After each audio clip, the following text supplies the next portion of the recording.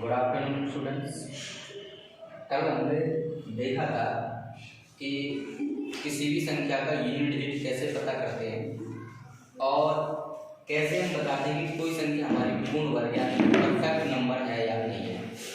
और वो जो हम परफेक्ट स्क्वायर नंबर बताते हैं ओनली केवल और केवल किसी भी संख्या का इकाई का अंक देखकर ही हम ये बता सकते हैं कि किसी भी संख्या का इकाई का अंक क्या होगा या कोई भी संख्या किसी संख्या का स्क्वायर यानी कि वर्ग होगी या नहीं होगी। मैंने यहाँ दो क्वेश्चन लिखे हुए हैं। पहला क्वेश्चन लिखा हुआ है निम्नलिखित संख्याओं के वर्गों के इकाई के अंक क्या होंगे, यानी ये जो नंबर दिए गए हैं इन नंबरों के स्क्वायर के मुझे यूनिट डिजिट नंबर बताने हैं। जैसे ये पहला नंबर लिखा हुआ है 81, तो 81 के स्क्वायर का यूनिट डिजिट ज्ञात करना है। जैसे मैं अगर 81 का स्क्वायर करूंगा और जो इसका स्क्वायर करने के बाद में जो नंबर आएगा उस नंबर मुझे इकाई का ज्ञात करना है। मैं इस नंबर को ही देख के बता सकता हूँ कि इसका यूनिट डिजिट यानी कि इकाई का क्या होगा। जैसे मैंने पढ़ाया था कि जिन संख्याओं के पीछे 1 और 9 यानी कि जिन संख्याओं का यूनिट डिजिट इकाई का 1 और 9 होगा उनके वर्ग का भी जो इकाई का अंक होगा वो 1 ही होगा, यानी कि इसके जो इकाई का अंक होगा वो कितना होगा 1 होगा।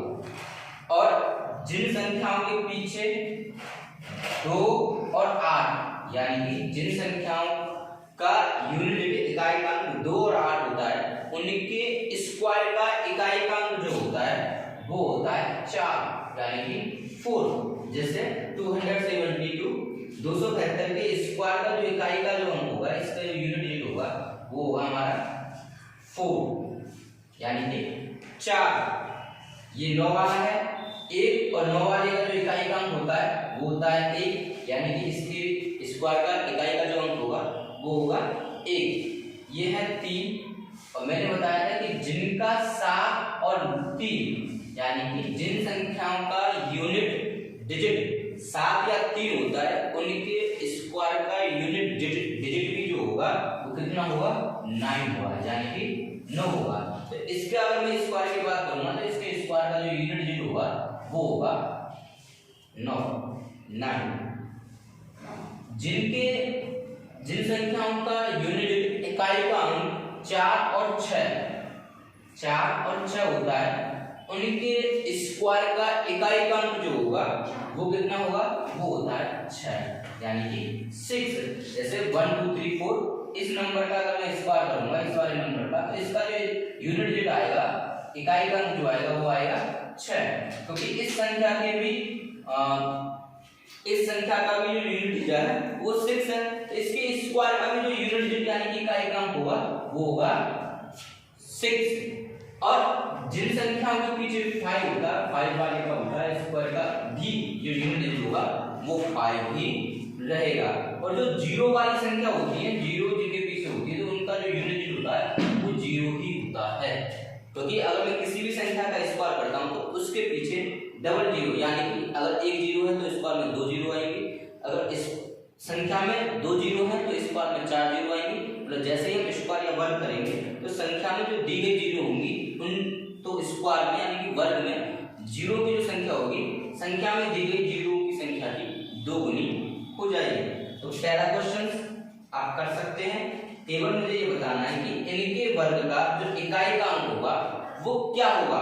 और हमें पूरा स्क्वायर नहीं करना है, हमें केवल और केवल संख्या का यूनिट डिजिट यानी कि इकाई का अंक, ये वाला जो अंक है इसको हम बोलते हैं यूनिट डिजिट इकाई अंक। इकाई अंक इसको कहते हैं इकाई अंक हिंदी में।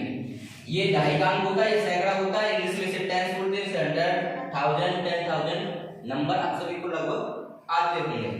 अब तो कुछ मैंने बता दिए हैं, बाल बाकी के सारे क्वेश्चंस आप करके देखना कि किसका इकाई का अंक जो होगा किस संख्या के वर्ग का इकाई का अंक क्या होगा। दूसरे में मुझे ये बताना है कि निम्नलिखित संख्याओं स्पष्ट रूप से निम्नलिखित संख्याओं में स्पष्ट रूप से पूर्ण वर्ग संख्या है। निम्नलिखित संख्याएं स्पष्ट रूप से संख्या लेना स्पष्ट रूप से पूर्ण वर्ग संख्याएं नहीं है, इसका कारण दीजिए।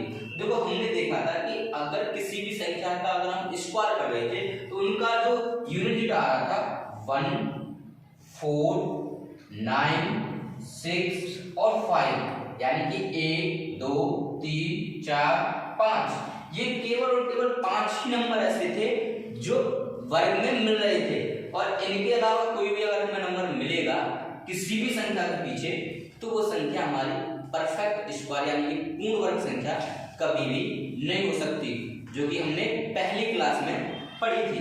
जैसे मैंने बताया था कि जिन संख्याओं का यूनिट इकाई का अंक 3, 7, 8 और 2, 2, 3, 7, 8, और जो जीरो की संख्या होगी विषम, जीरो की जो शून्य की संख्या होगी, शून्य की संख्या कितनी होनी चाहिए? विषम। अगर शून्य की संख्या विषम है, ओड है, नंबर ऑफ जीरो ओड है, विषम है, तो वो संख्या भी हमारी कभी भी पूर्ण वर्ग संख्या नहीं हो सकती। जैसे मैं इस संख्या का देखूंगा, इसका यूनिट डिजिट 7 है, और जिस संख्या का यूनिट डिजिट 7 होता है वह संख्या कभी भी पूर्ण वर्ग संख्या नहीं हो सकती। तो ये पूर्ण वर्ग संख्या नहीं है, क्योंकि इसका जो यूनिट डिजिट है, जो इकाई का अंक है, वो कितना है? 7 है। मैं देखूंगा तीसरा बार, इसका जो यूनिट डिजिट है, इस संख्या का जो यूनिट डिजिट है 7928 का, इसका यूनिट डिजिट 8 है। तो मैं इसका यूनिट डिजिट देख के ही बता दूंगा, इकाई का अंक देखकर ही बता दूंगा कि ये संख्या भी हमारी पूर्ण वर्ग नहीं हो सकती।